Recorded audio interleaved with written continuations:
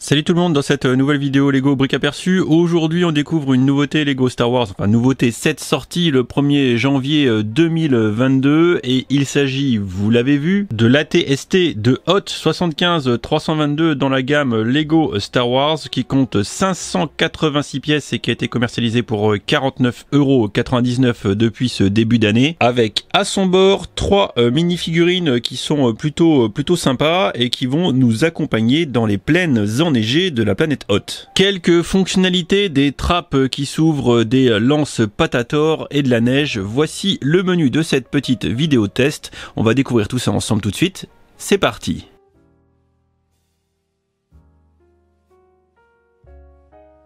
Comme d'habitude, je vous propose de faire le tour de la dotation en personnages qui accompagne ce petit set à 50 €. Et on va commencer tout d'abord par la petite sonde droïde qui accompagne ce set. Sonde qui va rapporter tout ce qu'elle voit au méchant empire galactique. Alors sincèrement, elle est bien faite, cette petite sonde droïde. Il n'y a pas de souci, franchement, il y a du détail. Bon, c'est par contre très fragile. Quand vous la manipulez, faut faire comme moi, c'est avec précaution.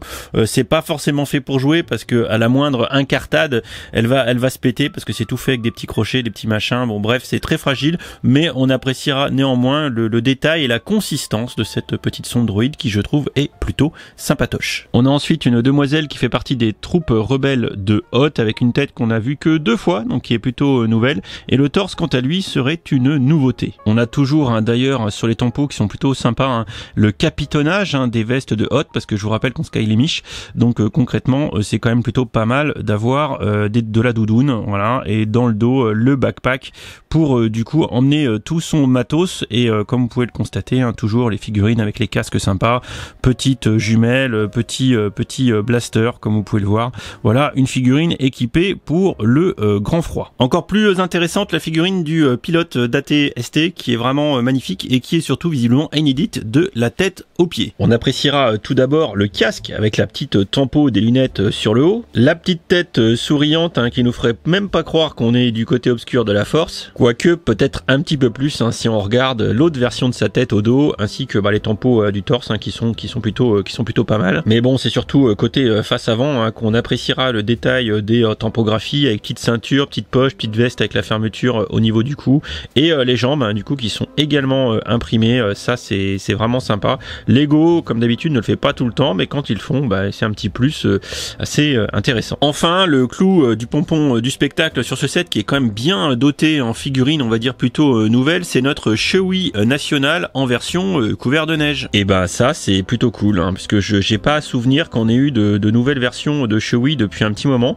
Donc vous voyez la tête voilà qui est vraiment bien couverte de neige, tout comme le torse, voilà, on voit les impacts de neige un petit peu partout, et ça va jusqu'aux pieds. C'est là où le détail est vraiment sympa, c'est qu'ils ont vraiment poussé l'exercice complètement, ils nous ont pas pour le coup volé, vraiment la figurine est couverte de neige intégralement, même dans le dos. Ça en fait une figurine franchement très stylée. Passons désormais à la découverte de notre AT-ST version 2022, et quelque part la meilleure façon de le découvrir rapidement, c'est de le comparer à d'anciennes versions. Enfin, je le vois comme ça. C'est pourquoi du coup je vous ai ramené deux autres anciens modèles pour qu'on puisse comparer tout ça ensemble plus facilement. Et à ma gauche, tout d'abord l'AT-ST Walker 75153 de 2016 basé sur l'univers Rogue One, 449 pièces, 3 mini-figurines, 54,99 € en 2016 et du coup 88 € du kilo. Au milieu, nous avons l'AT-ST Raider 75-254 basé sur The Mandalorian sorti en 2019, 540 pièces, 4 figurines, 59,99 €. On passe ici à 86 € du kilo. Et enfin, le dernier concurrent de 2022 qu'on découvre aujourd'hui, 75-322, 49,99 €, 586 pièces, 3 mini-figurines et 77 € du kilo en 2022. Donc du coup ça vous permet de voir rapidement que c'est en l'état le set de 2016 qui est le plus cher avec 88 € du kilo, suivi de celui de 2019 à 86,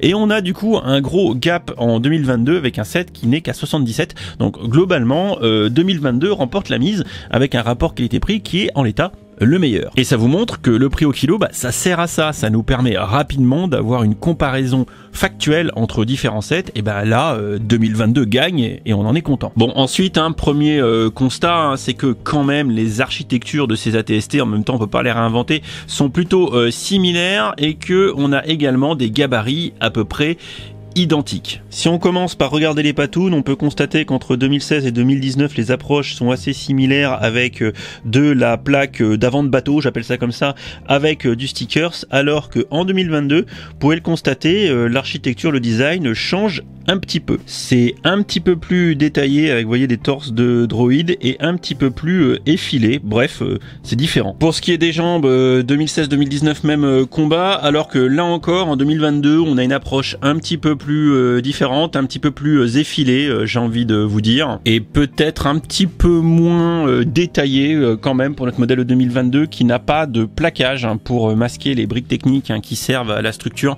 puisque pareil, en 2016, en 2019, assez régulièrement, pour faire des véhicules comme ceux-là assez haut sur pattes, on peut pas trop couper aux pièces techniques pour la structure, ce serait un peu compliqué de faire autrement, surtout que à chaque fois on a ici les pièces de charnière technique qui nous permettent de donner un petit peu de liberté et d'angle à nos jambes, puisqu'on peut tout à fait avoir du réglage, mais vous voyez on a quand même une butée qui limite vers l'avant le pliage ici de notre patoune. Si on regarde les têtes, on pourra quand même constater qu'on n'a pas un changement notable de structure, d'architecture entre les trois versions. Ça se ressemble, une tête d'ATST, c'est une tête d'ATST. On pourra constater qu'on a quand même des similarités de type systématique sur ces sets, à savoir par exemple le mécanisme qui permet de faire tourner la tête des bestiaux, ou celle du Mando, elle est un peu grippée, mais en même temps il est tout rouillé ce set, voilà, beaucoup plus smooth d'ailleurs sur le mouvement du 2022 versus le 2019 qui doit avoir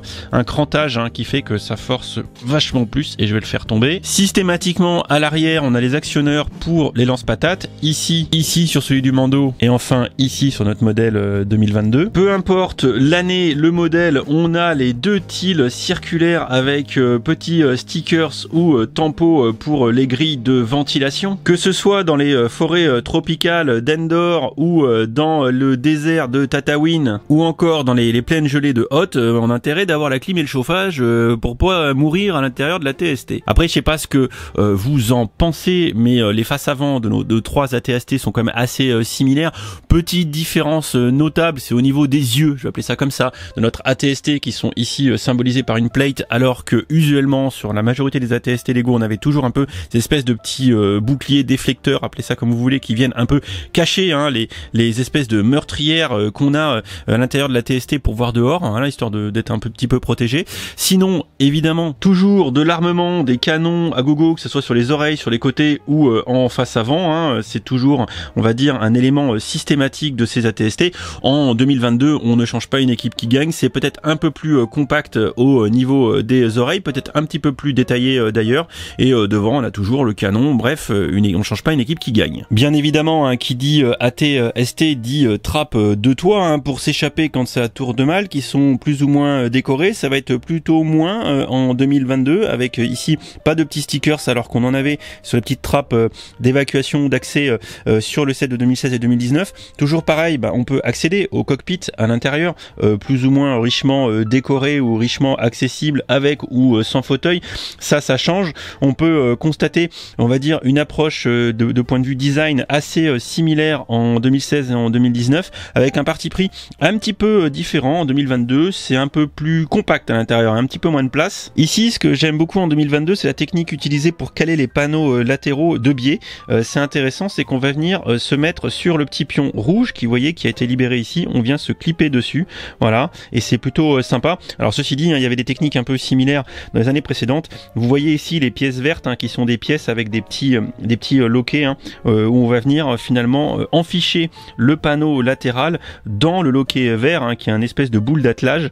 Voilà, on avait d'ailleurs des techniques assez similaires.